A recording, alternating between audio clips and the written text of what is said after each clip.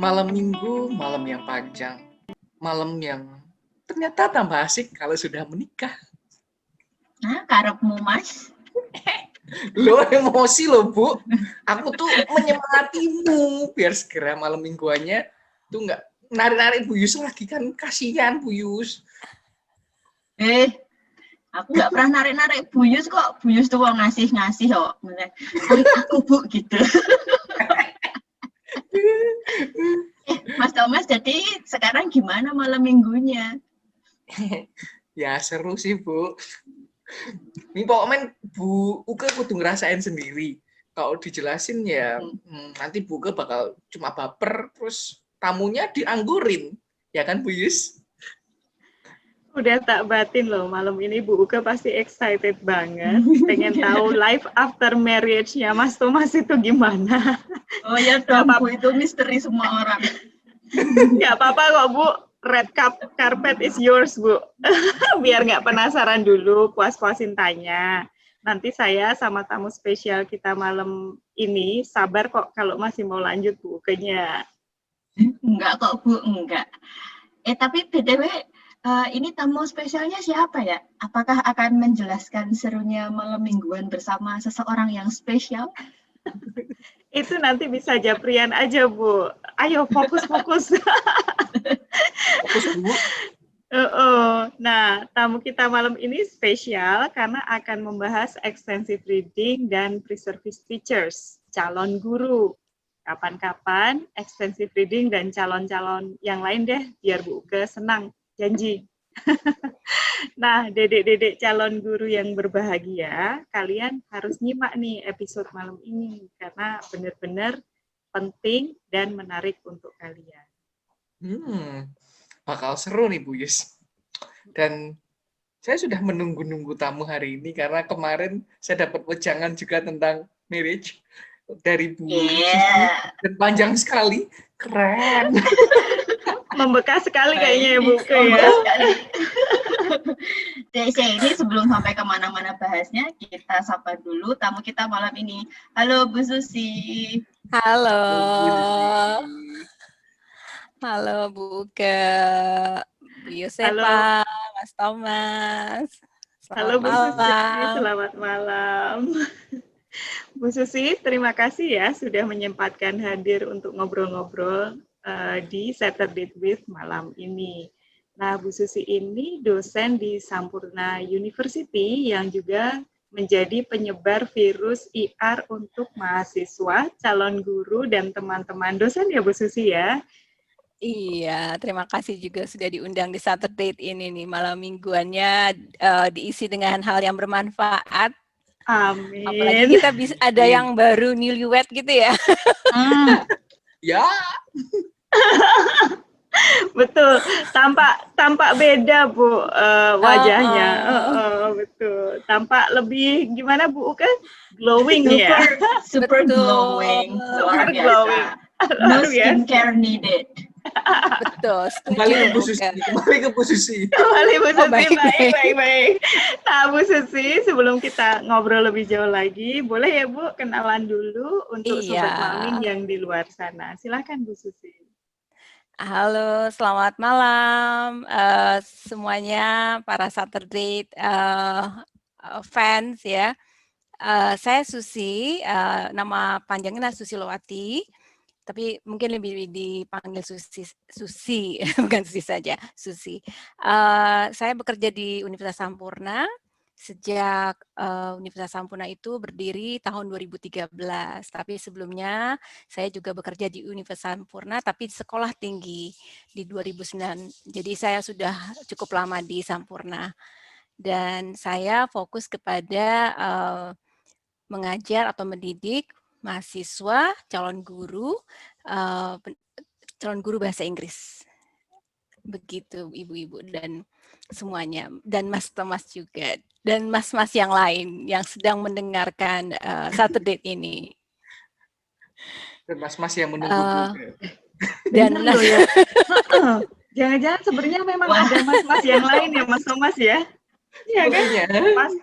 Sekarang sombong bisa lebih banyak bully saya Mas Thomas. Hey. Tapi bener loh Bu Uke, jangan-jangan tuh ada mas-mas secret admirer di luar sana yang beraninya kalau baru dengerin Saturday With aja gitu. nanti kalau PM Bu Yus tolong ya Bu ya, Siap, di-forwardkan. siap. Nanti kasih nomor HP saya di itu ya Mas Thomas ya, di tagline. Bagi yang ingin mengontak Bu Uke, bisa menggunakan nomor ini loh. Gimana coba? Oke. Bu Susi mungkin ada yang ingin ditambahkan dulu sebelumnya? Iya, mungkin kenapa saya senang pertama mengajar di Universitas Sampurna, khususnya di pendidikan guru, karena ini agak tarik mundur ke belakang ya. Jadi saya bergabung di Sampurna itu tahun 2007. Awalnya saya bekerja di English First tahun 2005 setelah kembali dari Amerika untuk ngambil master dan juga menemani suami yang mengambil doktor. Saya itu mungkin di pendidikan bahasa Inggris atau di bidang bahasa Inggris ini cukup baru ya. Artinya saya mulai resmi kalau di Jakarta itu, kalau di Indonesia itu tahun 2005.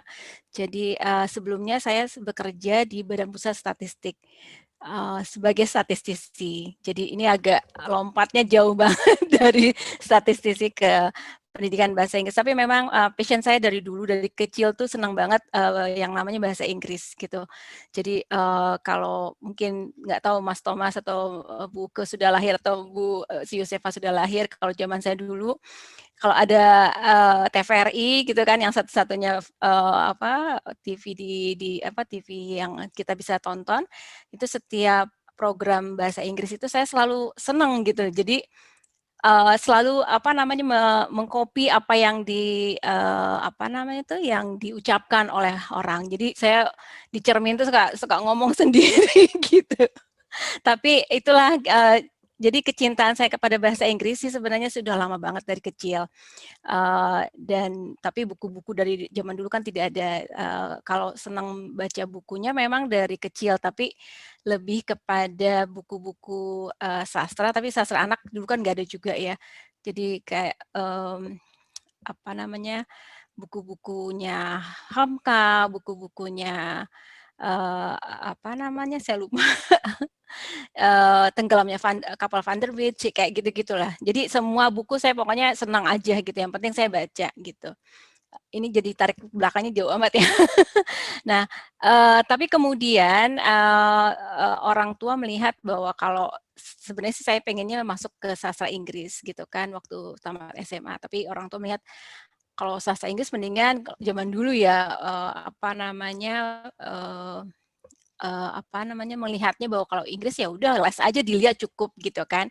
Itu pandangan orang tua. Lalu saya yang namanya anak yang penurut ya saya manut aja gitu ya, manut bahwa oh ya sudah kalau memang tidak direstui untuk ambil sastra Inggris ya sudah saya cari yang lain gitu kan.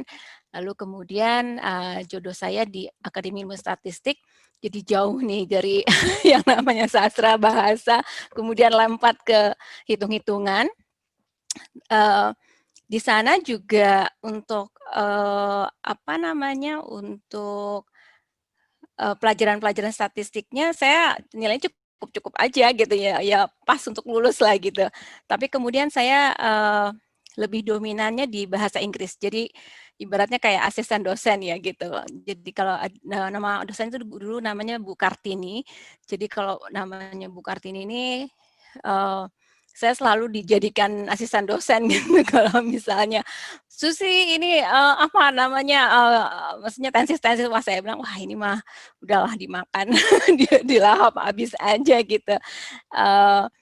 Jadi seperti itu. Nah kemudian setelah menikah lanjut kuliah di Amerika, tapi nggak langsung. Kemudian saya mau ngambil ekonomi karena S1 saya juga ekonomi. Jadi lompat-lompat nih Bapak Ibu, Mas.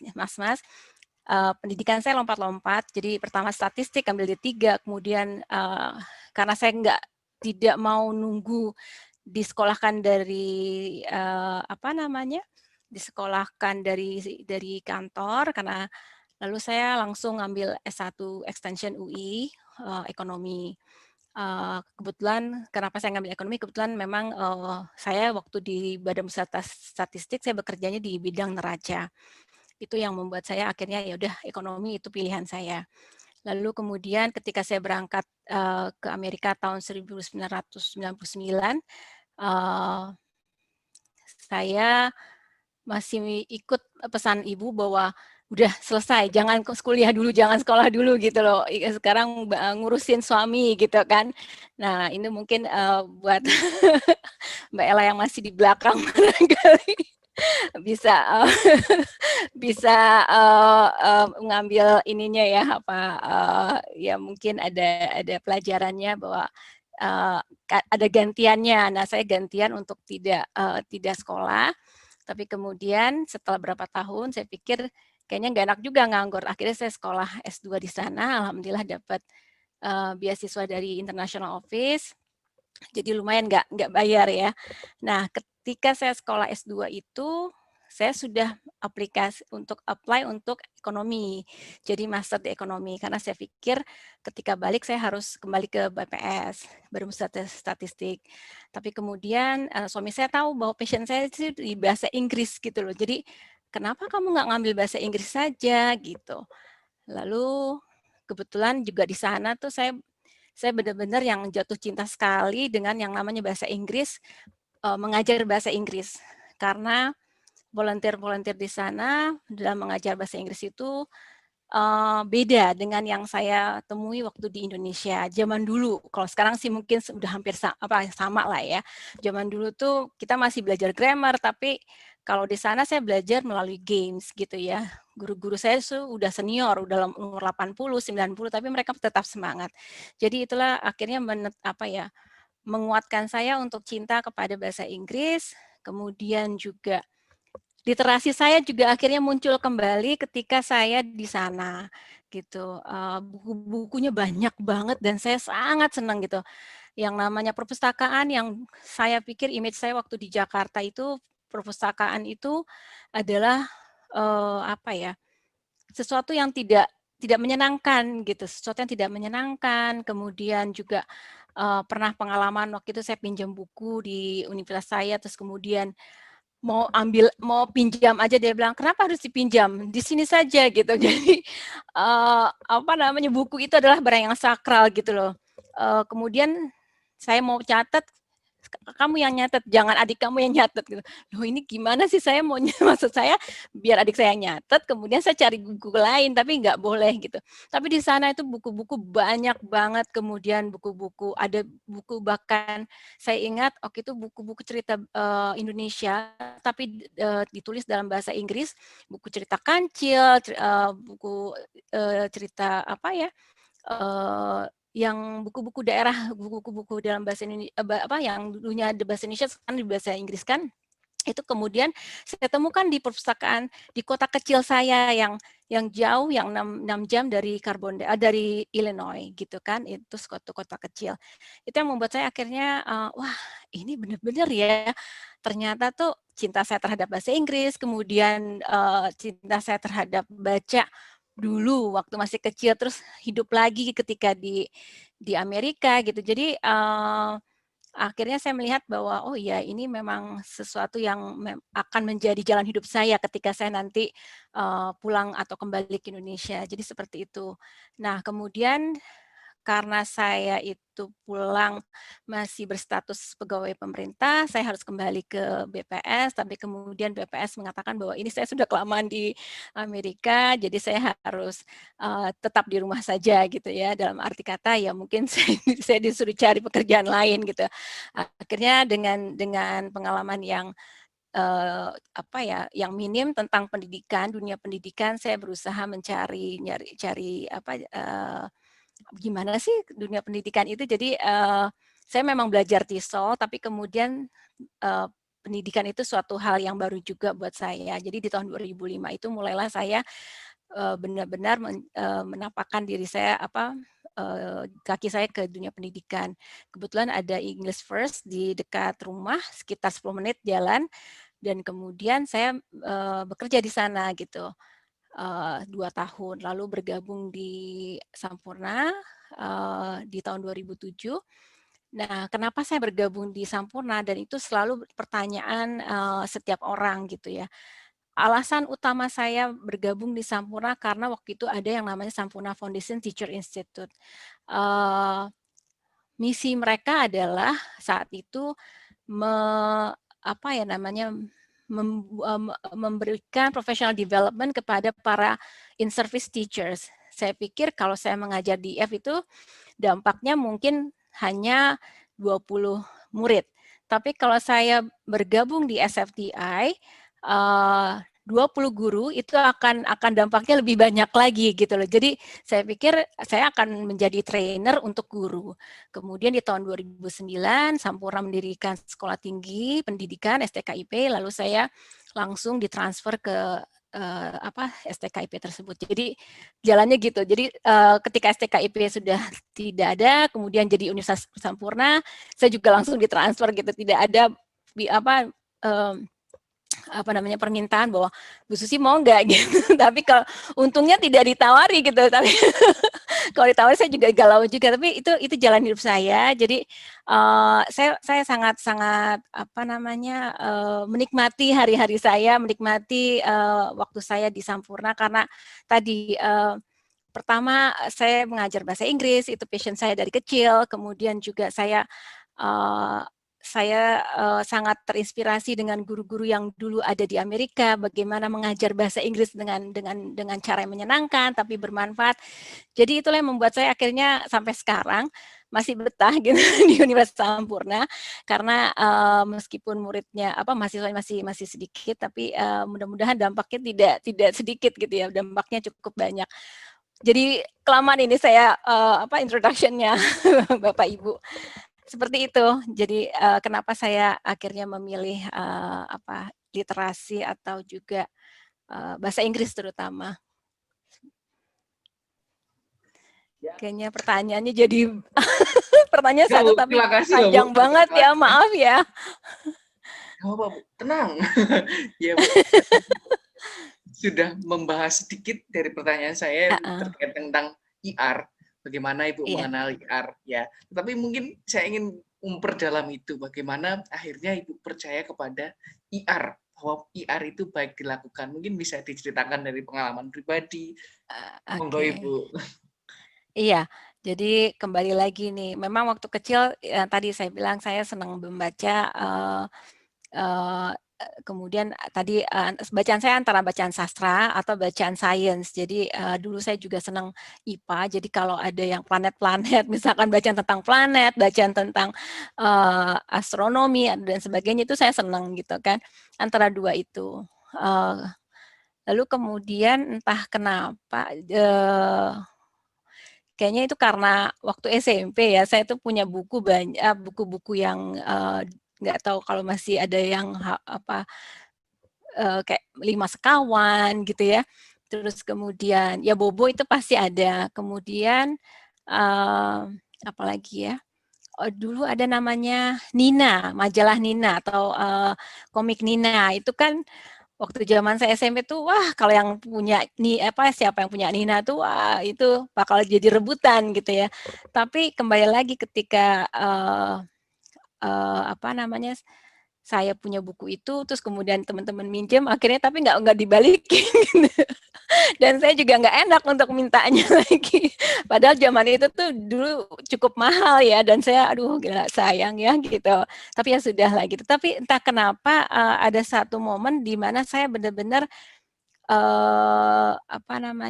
melihat buku itu sangat pusing gitu ya, pusing sekali entah kenapa. Jadi itu terjadi ketika mungkin waktu di Akademi Ilmu Statistik, kayak mungkin karena saya belajar statistik dan saya pusing tiap hari berhadapan dengan angka, meskipun saya bisa mengikutinya, tapi kemudian saya tiba-tiba tuh merasa, aduh ini kok kayaknya nggak bisa ngelihat buku ya. Jadi kalau teman mengajak saya ke Gramedia, saya hanya diam di bagian bawah itu stationery itu.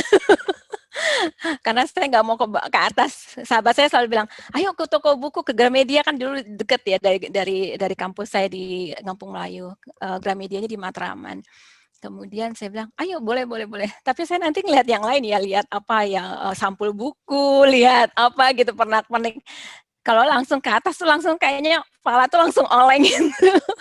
Langsung oleng, tahu entah kenapa gitu. Saya juga lagi mencari apa ya, kenapa ya saya tiba-tiba kok jadi kayak pusing lihat buku gitu. Lalu kemudian ketemu suami gitu ya. Suami kebetulan juga kutu buku dan juga sering nulis waktu sebelum nikah sama saya. Dan selalu kita ngedate-nya ngedate-nya kebanyakan ke toko buku, dan saya bilang, aduh ini ada yang tempat lain gak sih gitu ya. Karena saya pikir nggak asik banget sih gitu harus ke toko buku ya, ke Gramedia lah, ke apa ya, yang toko buku yang lain gitu ya. Tapi itu sahabat saya ketawa aja dengan gitu, wah kamu kena batunya sekarang ya gitu. Nah, itu balik lagi, akhirnya saya melihat bahwa ketika saya kuliah di Amerika itu di momen di mana saya benar-benar ketemu bahasa Inggris gitu ya. Kemudian karena mungkin saya melihatnya gini, waktu mohon maaf bukannya saya mau mengatakan bahwa bahasa Indonesia itu tidak baik, enggak. Tapi kemudian momen di mana kalau saya sudah suka bahasa Inggris, dan bahasa Inggris itu perbendaharaan katanya kan banyak ya, dan saya tuh suka banget dengan buku-buku cerita anak gitu ya. Nah, buku cerita anak itu kan kalau di Indonesia kalau sekarang sudah banyak yang bagus. Kalau dulu kan susah ya kita cari buku-buku bagus, buku-buku cerita anak. Itu kenapa saya akhirnya baca buku-buku yang karangan Hamka gitu kan. Karena tidak ketemu buku-buku cerita anak, paling kancil gitu ya, kayaknya udah bosen kancil lagi. Nah, disitulah saya lihat bahwa oh ya kalau doing extensive reading itu cukup menyenangkan ya, tapi kembali lagi saya tidak tahu bahwa oh itu yang namanya extensive reading gitu ya. Meskipun di kuliahan sempat dikupas sedikit antara ekstensif dan intensif, tapi saya tidak terlalu belajar lebih jauh lagi apa sih yang namanya extensive reading seperti apa gitu. Jadi saya cuma mendengar saja Mas Thomas, Bu Yosefa, Bu Uke tentang itu, baru kemudian di tahun 2018, jadi baru banget ini, makanya saya merasa agak-agak terhormat sekali menjadi tamu malam ini, karena memang sebenarnya mungkin saya tidak bisa share banyak tentang extensive reading, tapi tahun 2018 ketika saya mengikuti konferensi di Universitas Sanata Dharma, saya bertemu dengan para dosen-dosen hebat, kemudian juga banyak pemikiran-pemikiran hebat juga. Kemudian ketika ditawarkan saat itu bahwa gimana kalau menjadi tuan rumah extensive reading, iya, oke, saya mau gitu. Tapi dalam hati saya, apa ya extensive reading gitu ya gitu. Pokoknya kalau saya tuh berani aja dulu gitu, berani maju dulu, ayo gitu ya. Nah, dari situlah kalau misalkan saya tuh kalau apa-apa tuh kalau saya percaya, saya nyemplung aja gitu loh. Ini pasti sesuatu yang bagus gitu, sesuatu yang baik. Dan ternyata memang extensive reading itu sudah kami lakukan ketika waktu di tahun 2009 ketika kami menjadi sekolah tinggi STKIP Kebangkitan Nasional atau Sampurna School of Education. Itu sudah kami lakukan, itu diinisiasi oleh Bung Iwan yang sekarang menjadi Dirjen GTK. Beliau yang memperkenalkan extensive reading melalui lingkaran literatur. Lalu kemudian mahasiswa calon guru kami itu banyak yang sangat jatuh cinta dengan lingkaran literatur. Lalu kemudian mereka sampai menulis skripsi, mengkaitkan antara lingkaran literatur dengan autonomous learning, lingkaran literatur dengan critical thinking gitu. Itu tahun 2009 mereka sudah melakukan penelitian-penelitian di situ. Sekitar ada 4 atau 5 skripsi gitu ya mengenai extensive reading. Kemudian setelah menjadi Sampurna University, kami masih melakukan lingkaran literatur itu. Memang di Universitas Sampurna, kami tidak punya yang namanya program khusus kelas extensive reading. Tapi itulah kalau tidak ada, saya lebih senang gitu karena saya di situ saya bisa berkreasi sendiri bagaimana mengimbitkan atau mengintegrasikan program ini, kegiatan ini ke dalam mata kuliah gitu ya. Jadi mungkin kalau dikatakan extensive reading seperti apa sih di universal apa maaf sorry ke kecepatan ngomong saya di Universitas Sampurna saya mungkin tidak bisa dikatakan bahwa ini adalah extensive reading secara utuh gitu ya. Kalau saya seringnya melihat extensive reading ini apa, kemudian tujuannya apa, esensinya apa. Lalu saya orang yang senang berkreasi sendiri gitu ya. Kadang-kadang agak keluar dari rambu-rambu gitu kan. Tapi itulah menjadi ciri khas kami mungkin ya nanti insya Allah mudah-mudahan sih ada teman-teman yang bisa mematuhi rambu-rambunya extensive reading.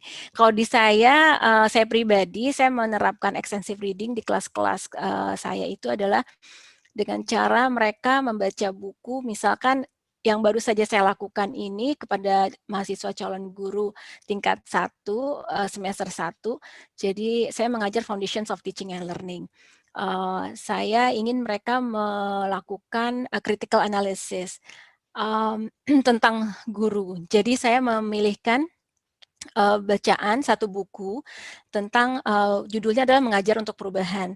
Di situ ada banyak chapter yang ditulis oleh guru-guru hebat dari berbagai daerah. Lalu saya berikan mereka satu, jadi masing-masing tuh punya berbeda. Jadi ini chapter misalkan si A chapternya ini, terus kemudian B chapternya ini. Jadi mungkin tidak extensive reading secara apa ya? Secara teori, tapi itulah yang menurut saya mereka membaca, kemudian mereka memberikan kritikan. Lalu kemudian saya mencoba mengambil excerpt dari The Fish in the Tree gitu kan, karangannya Linda Han itu. Dan ada satu kalimat yang if you're married with a teacher, saya lupa gitu ya. Ini kamu married lagi ya, sorry. Itu menurut saya akhirnya saya kupas dengan mahasiswa saya, lalu saya minta mereka memberikan responnya di IG dalam bentuk postingan gitu. Dan saya melihat bahwa ternyata mereka punya refleksi yang cukup dalam ya, meskipun hanya dalam satu halaman aja, mereka belum membaca full buku dari Fish in the Tree ini gitu loh. Tapi mereka cukup kritis dalam hal memberikan responnya gitu. Jadi mungkin itu yang saya lakukan. Jadi kemudian waktu di kelas kurikulum saya minta mereka membaca Toto-chan atau buku-buku lain misalkan. Saya lupa bukunya ya. Ada 2-3 buku lagi gitu tentang sekolah di Indonesia yang kurikulumnya itu tidak menggunakan kurikulum yang KTSP atau Kurtilas gitu loh. Jadi mereka akhirnya terbuka. Oh iya ternyata kurikulum itu tidak selalu tidak melulu dari pemerintah ya gitu. Kita juga bisa berkreasi. Jadi itu yang saya itulah ala IR-nya saya di prodi saya di Universitas Sampurna. Itu ala saya, tapi mungkin kalau teman lain masih menggunakan lingkaran literatur. Di lingkaran literatur juga saya juga gunakan, tapi itu memang agak wasting time, bukan wasting time sih, spending a lot of time gitu ya. Itu yang akhirnya saya mungkin lingkaran literatur boleh beberapa kali, tapi mungkin tidak setiap saat karena memang tadi ketika kita melakukan lingkaran literatur, kita tidak hanya langsung minta mereka berdiskusi, tapi mereka harus mengenal satu sama lain dulu, mengenal misalnya mereka sukanya apa ya, mereka personalitinya seperti apa. Jadi ada wawancara dulu, mereka harus mengenal satu dengan yang lain di kelompok tersebut. Jadi sebelum mereka mulai lingkaran literatur, mereka mengenal dulu mungkin dari family-nya seperti apa gitu. Jadi mereka ketika membahas satu cerita atau satu buku, mereka juga akan memiliki empati misalnya. Oh ternyata ini tidak nyaman ya, misalkan ketika mereka bicara tentang kucing gitu ya. Oh ternyata teman saya yang satu grup ini tidak suka kucing, jadi mungkin agak sedikit hati-hati ya ketika saya mendiskusikan tentang kucing gitu, seperti itu. Mudah-mudahan menjawab pertanyaan. Baik, terima kasih Bu Susi. Nah, kalau tadi dari cerita yang sebelumnya kan Bu Susi mengatakan bahwa membaca tapi sebenarnya tidak tahu oh kalau itu ternyata IR gitu ya. Jadi memang sebenarnya artinya kita juga melakukan IR gitu ya dalam kehidupan sehari-hari. Hanya kadang tidak tahu kalau sebenarnya kita ini sedang melakukan IR gitu. Dan saat tahu kita jadi tambah yakin dengan manfaatnya bahwa extensive reading itu memang membawa banyak manfaat. Nah, tadi Bu Susi sudah sedikit menyinggung nih tentang calon-calon guru ya, pre-service teacher ya. Saya mau bertanya lagi ini, biar Sobat Malming di luar sana tambah yakin nih Bu. Kenapa sih calon-calon guru ini perlu mengenal IR dan mengimplementasikannya Bu? Silakan Bu Susi. Iya. Kalau saya berangkatnya dari tadi kan mungkin saya berangkat dulu dari diri saya dulu, diri sendiri. Bagaimana saya membangun IR itu kan kaitannya dengan literasi. Bagaimana kita membangun literasi kalau kita tidak melakukan extensive reading gitu. Kenapa saya kembali lagi harus baca banyak? Karena ibaratnya kalau saya mengibaratkan ketika kita berdiskusi itu ibaratnya kita sedang dihadapkan dengan infotainment gitu ya, infotainment yang orang itu lagi ngomongin sesuatu yang lagi hangat gitu, saya tidak tahu gitu kan, saya apa sih gitu, mereka ngomong apa sih, kok kayaknya gemes banget kalau saya sendiri yang tidak tahu gitu, dan saya hanya menjadi pendengar atau penonton, saya nggak mau gitu. Lalu itulah berangkat bahwa oh saya harus melakukan banyak membaca. Nah itulah yang akhirnya saya juga coba terapkan kepada mahasiswa saya ketika kita ngobrol sesuatu topik, kemudian nanti kan pasti ada satu dua orang yang kok nggak ngerti sih. Nah ayo kita baca gitu loh. Nah itu satu kenapa IR itu harus atau penting sekali untuk mahasiswa. Kenapa calon guru itu akan lebih penting? Karena mereka yang akan menjadi guru di kemudian hari, dan itu kaitannya dengan literasi. Ketika mereka banyak membaca, mereka melakukan extensive reading, mereka akan terbangun juga gitu. Pertama keterampilan membacanya. Dari yang tadinya nggak mau membaca, akhirnya mau membaca gitu. Ketika saya melakukan extensive reading, saya tidak mengatakan bahwa oh kamu nanti kalau melakukan extensive reading kamu akan memperoleh manfaat ini, enggak. Silakan kamu lakukan aja, baca. Terus kemudian baru saya tanya, gimana tadi membaca bukunya dalam melakukan extensive reading. Terus kemudian mereka memberikan responnya. Lalu respon-respon yang mereka berikan itu sesuai banget dengan teori yang ada gitu kan, bahwa oh Miss saya ternyata tadinya saya nggak suka baca, ternyata saya suka baca ya sekarang gitu. Tadinya saya minat baca saya kayaknya rendah tuh, jadi saya jadi pingin baca gitu. Itu yang saya tuh merasa oh bahwa mereka sudah rasakan manfaatnya ya, meskipun mereka tidak lakukan selama 1 semester atau tidak lakukan selama berturut-turut gitu. Itu yang akhirnya saya melihat penting sekali. Lalu kemudian kenapa mereka harus melakukan IR?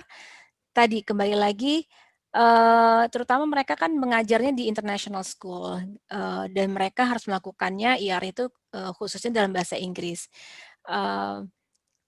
Ketika mereka ada satu cerita mahasiswa mengatakan, Miss, saya waktu kemarin school experience program, saya siswa-siswa di sekolah yang saya lakukan SAP itu, mereka bercerita tentang Romeo and Juliet gitu. Oh ya, terus kamu gimana?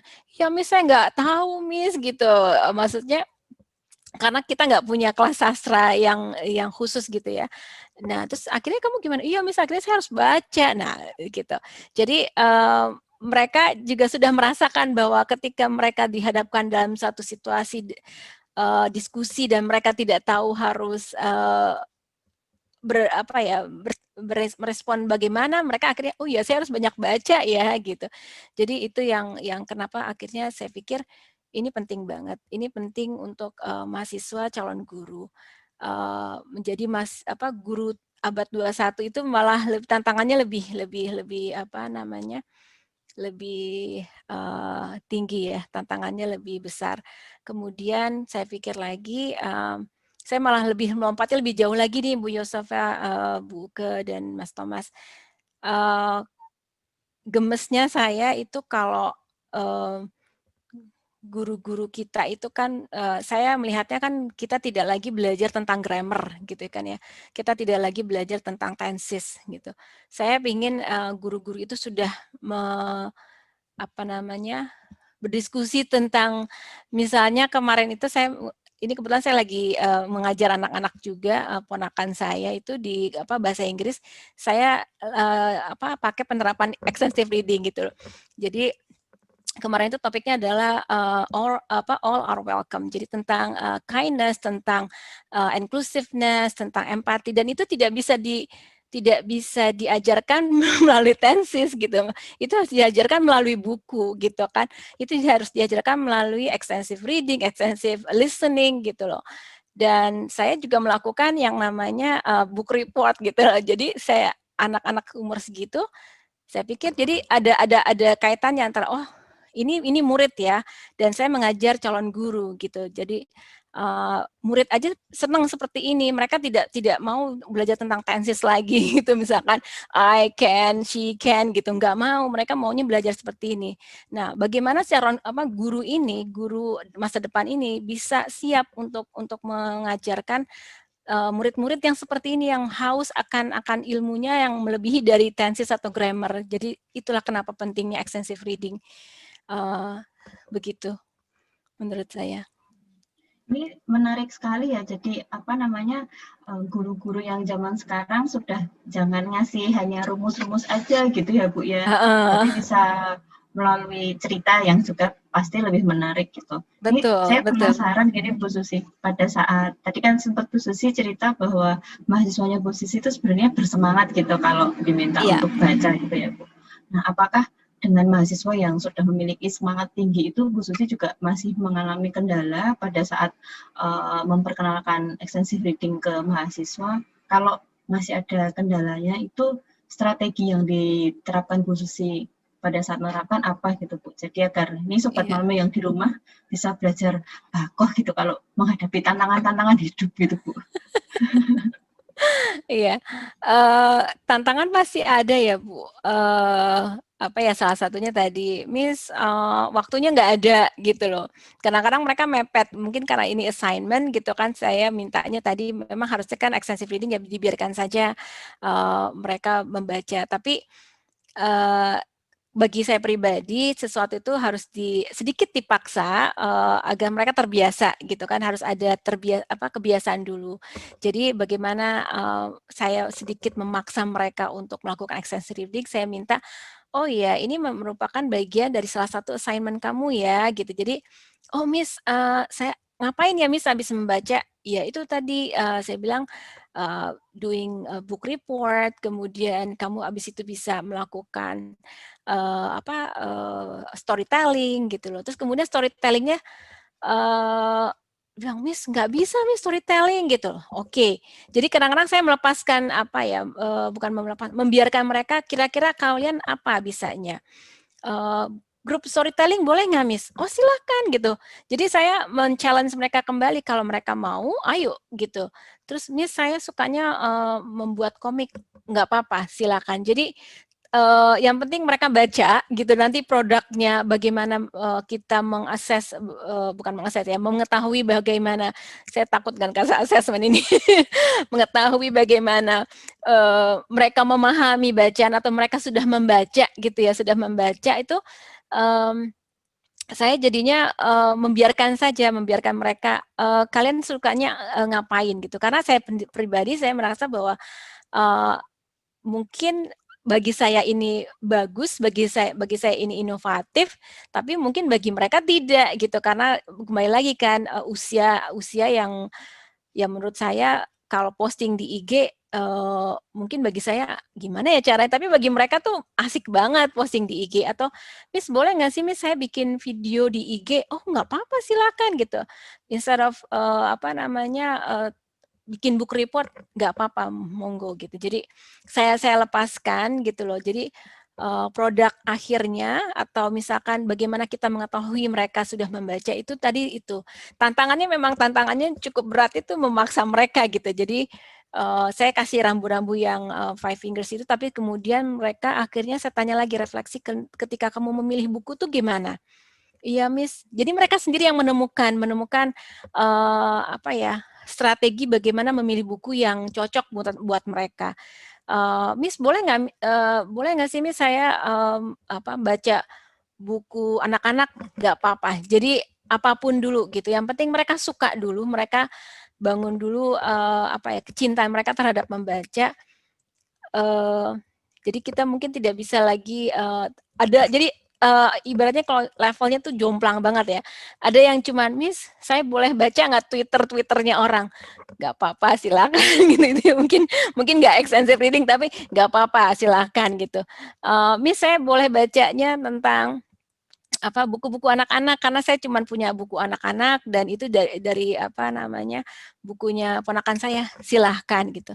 Terus ternyata ada lagi yang lebih tinggi lagi, Miss saya lagi baca novel ini, saya sedang ini, oh silahkan gitu. Jadi yang excessive reading itu kan kita tidak bisa menyeragamkan ya bahwa mereka tuh harus membaca di level yang ini gitu karena balik lagi meskipun mereka di satu level yang sama, misalnya mereka di mahasiswa tingkat 3 atau mahasiswa semester 3, tapi kan level membaca mereka, minat baca mereka itu berbeda-beda. Jadi itu yang tidak bisa kita samakan. Menurut saya itu yang perlu apa ya, perlu kita perhatikan ketika kita mau mulai extensive reading. Jadi biarkan dulu mereka supaya kecintaan membaca mereka itu terbangun dulu gitu ya. Apapun yang mereka ingin baca gitu. Lalu kemudian dari situ baru kita bisa sedikit-sedikit, ayo kita baca buku ini yuk gitu. Jadi baca buku satu pun juga kita berikan kebebasan juga karena mereka saya kadang-kadang memilihkan bacaan misalnya ternyata ada mahasiswa saya yang senangnya politik gitu ya. Jadi ada satu chapter di buku yang tadi saya sebutkan mengajar untuk perubahan ada satu guru yang mengajarkan demokrasi. Bagaimana si guru ini mengajarkan berpolitik kepada siswanya. Jadi mudah-mudahan itu mengena buat si mahasiswa ini. Jadi kembali lagi kita sebagai guru juga kita harus mengetahui karakter dari mahasiswa kita, karakter dari siswa kita juga gitu. Seperti itu, Buka. Oke. Strategi yang cukup berguna ya, saya rasa ya. Dan yang paling penting memang betul kata Bu Susi, yang paling penting adalah bagaimana anak menyukai membaca dulu. Jadi kalau misalnya kecintaan atau kesukaan terhadap buku itu sudah terbangun, pasti kedepannya mau memilih bacaan apapun itu akan lebih mudah gitu ya Bu. Betul. Ya. Pilihan bacaan itu nanti gitu ya, penting anak sudah menyukai dulu, betul-betul. Nah sekarang nih Bu, pertanyaan khusus tentang dosennya. Jadi support seperti apa yang sebaiknya diberikan untuk para calon guru atau pre-service teachers agar terus semangat untuk melakukan IR baik untuk diri sendiri maupun di praktek mengajar mereka Bu Susi. Untuk dosennya dulu ya. Sepertinya jadi, yang support dosen untuk pre-service. Oh, support dosen. Oke, support dosen untuk pre-service. Kebetulan sih dosen di kami ini yang di pendidikan bahasa Inggris itu dosen-dosennya itu kebetulan banyak yang mengajar tentang composition, class composition, dan mereka memang senang membaca gitu ya, senang membaca, dan mereka juga memberikan motivasi dalam arti kata mereka mencoba menyalurkan kecintaan mereka terhadap bacaan gitu loh, melalui kegiatan-kegiatan yang cukup menurut saya cukup menyenangkan dan cukup bermanfaat. Misalnya mereka membuat e-magazine gitu. Jadi atau mereka membuat yang namanya drama. Waktu itu kita juga buat drama. Jadi guru-guru itu dosen-dosen itu juga melihat bahwa oh ternyata mahasiswa itu senangnya perform ya. Jadi mereka juga membuat drama untuk satu bacaan gitu, atau membuat storytelling untuk bacaan. Dan di kami ini sudah mulai lagi yang namanya Lingua Plaza. Lingua Plaza itu sebenarnya sih tujuannya adalah meningkatkan kemampuan bahasa Inggrisnya mahasiswa calon guru. Tapi kita kemas dalam hal yang cukup light. Misalnya kemarin hari 2 minggu yang lalu kita bikin Lingua Plazanya itu dalam konsep ngobrol-ngobrol saja, tapi mengenai negara. Nah, kalau mengenai negara kan berarti kan kita harus tahu nih, gitu, bagaimana kita meyakinkan orang bahwa negara kita yang paling bagus, ya mau nggak mau kan harus kita search lagi, cari-cari lagi. Jadi kita sendiri dosen-dosen tuh harus kompak dulu, harus punya satu visi dulu bahwa kita ingin bahwa mahasiswa calon guru kita itu literasinya terbangun. Dan alhamdulillahnya kami juga sudah punya yang namanya Center for Literacy, meskipun belum banyak program-programnya gitu. Nah, dari situ kita coba pikirkan kira-kira apa ya program-program yang bagus atau program-program yang bermanfaat, tapi juga mahasiswa cukup menikmati program-program tersebut. Itu salah satunya tadi Lingua Plaza tadi. Kemudian juga ada sedikit kadang-kadang kita bekerja sama dengan prodi lain untuk melakukan yang namanya nonton bareng, kemudian kita diskusi, atau book club kecil-kecilan. Jadi dari dosennya sendiri kita punya sistem dulu ya, ibaratnya kalau keluarga itu kan kita punya satu aturan dulu, aturan mainnya dulu gitu dalam satu keluarga, kemudian baru nanti kita terapkan bagaimana nih anak-anak kita atau mahasiswa kita supaya meningkat literasinya. Oh, kita bikin ini ya, kita buat ini ya. Oke, kalau gitu kita sepakat ya nanti. Jadi kayak gitu. Itu yang kita lakukan sih sebenarnya. Jadi dosen memang harus kompak dulu. Tidak bisa sendirian, saya juga nggak bisa sendirian gitu. Saya perlu diskusi juga dengan teman-teman. Kemudian baru bareng-bareng kita, meskipun programnya berbeda, tapi tujuannya sama. Seperti itu, Bu. Bu Susi, ini tuh saya malah jadi ini Bu, terinspirasi dalam hal Bu Susi waktu melaksanakan IR-nya itu tuh fluid gitu Bu. Jadi nggak yang pokoknya harus seperti ini, pokoknya harus seperti itu gitu. Tapi tuh melihat kondisinya seperti apa, mahasiswanya sekarang seperti apa gitu ya. Kayaknya ini juga penting untuk teman-teman Sobat Malming yang besok ingin jadi teacher itu ya, jadi teacher yang fluid dalam arti tidak yang saya punya ide yang seperti ini, pokoknya harus kayak gini nih siswanya gitu tuh enggak, tapi melihat seperti apa gitu. Mantap nih sharingnya Bu. Jadi, saya belajar untuk lebih melihat situasi gitu, jadi fluid gitu Bu. Iya, soalnya kalau kita paksakan nanti malah patah ya, ibaratnya kalau kayu kalau nggak ada yang ketawa ini. Iya, ya harus ada banyak penyesuaian ya, Mas Thomas ya, gitu. Langsung Mas Thomas ya, Bu Susi ya. Yang seperti saya katakan bahwa ini selalu ada extensive adjustment gitu kan ya, itu memang harus terjadi juga ketika melakukan extensive reading gitu. Luar biasa. Ternyata IR tidak hanya ada di ruang-ruang kelas, di ruang-ruang dalam rumah pun. Iya, iya, itu yang ya bagi saya pribadi atau mungkin teman-teman di bersyukurnya saya di Universitas Sampurna itu teman-teman tuh cukup mereka tuh cukup solid, cukup collegiality kita kami ini apa ya?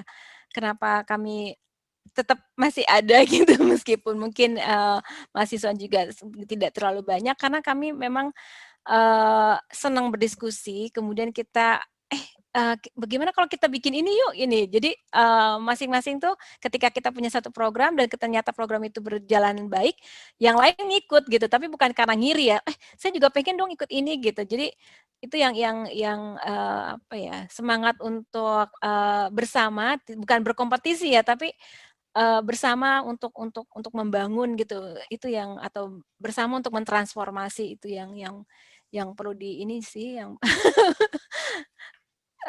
perlu dibangun ya, gitu ya. Kalau saya ngeliatnya gitu sih. Nggak bisa sendirian extensive reading ini, harus bareng-bareng Betul. Ya, dan seperti dan yang disampaikan tularkan ya. ya betul, Bu. Harus ditularkan. Ya itu Betul. tadi konsepnya infotainment tadi gitu loh, bikin orang penasaran kenapa sih ini penting banget gitu loh, kenapa, ada berita ini gitu, kenapa marriage itu jadi menyenangkan gitu kan. Wah, Kok balik tetap lagi ke aja. situ ya, aduh. Karena Ya, Saturday ini loh maksudnya. ya. Ya, Bu, betul apa yang sudah disampaikan Bu Susi ini sangat bisa dijadikan referensi ya, baik untuk Sobat Malmi yang saat ini sedang menempuh pendidikan maupun juga untuk yang sudah menjadi guru.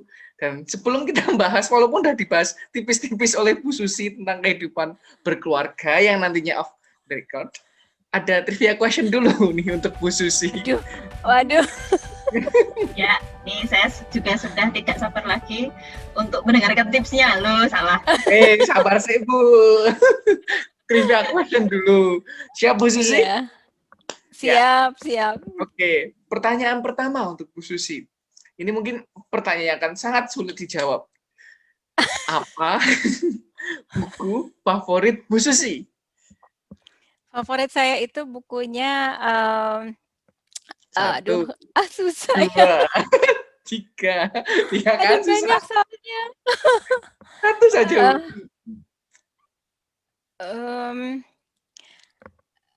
Oh my God, sebentar. Aduh, Susah kan? Tapi saya paling suka ini agak melenceng jauh ini ayat-ayat cinta itu ya, mengena sekali. Saya lupa pengarangnya, maaf ya. Itu bagus banget. Habibur Rahman Erazi. Ya betul, Kang El itu. Tapi ya saya tidak melihat nggak menonton filmnya. Tapi saya bersyukur tidak menonton karena katanya tidak sesuai dengan novelnya. Saya agak-agak suka posesif kalau kalau bukunya filmnya tidak sesuai dengan buku, gimana sih gitu, bisa terbawa mimpi saya. Itu salah satu buku yang menurut saya cukup bermakna, cukup sampai kalau saya tuh melihat buku tuh kadang-kadang suka terdiam sendiri terus kemudian melihat keliling gitu, merasakan bahwa oh ya ternyata saya ada di situ ya, oh, ternyata nyaman ya kalau saya menjadi si karakternya seperti itu. Kadang-kadang malah sering seperti itu gitu. Siap. Nah, pertanyaan yang kedua, Bu. Di manakah tempat membaca favorit Bu Susi? Tempatnya, saya punya sofa 1, jadi sofa itu memang untuk satu orang, dan itu khusus untuk saya aja gitu ya, khusus untuk saya saja. Jadi memang sudah disitulah tempatnya. Saya senang di situ di sofa saya itu. Nah, ini besok kalau kapan-kapan main ke rumahnya Bu Susi bisa ini menengok dan mencicipi sofanya. Sofanya hanya di ruang tamu, tidak spesial. Saya belum punya tempat spesial, tapi itu nyaman sekali. Bersyukurnya keluarga saya, suami saya, anak saya tidak suka di situ ya, alhamdulillah. Jadi itu memang jadi nggak ada yang ganggu ya, yang nyaman.